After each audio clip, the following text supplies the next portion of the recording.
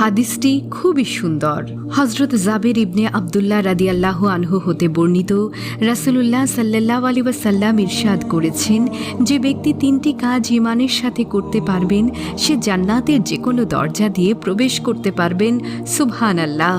প্রথম কাজটি হলো যে ব্যক্তি হত্যাকারীকে ক্ষমা করে দেবে, আর 2 নম্বর কাজটি হলো যে ব্যক্তি গোপন ঋণ পরিশোধ করবে, আর 3 নম্বর কাজটি হলো যে ব্যক্তি প্রত্যেক ফরজ নামাজের পর 10 বার সূরা ইখলাস পাঠ করবে।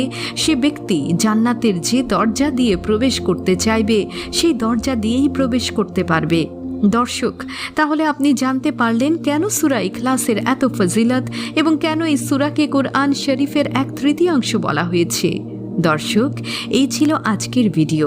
যদি আপনাদের ভালো লেগে থাকে তাহলে অবশ্যই কমেন্ট করে জানাবেন, আর আপনি আমার চ্যানেলে নতুন হয়ে থাকলে এখনই এই চ্যানেলটি সাবস্ক্রাইব করুন।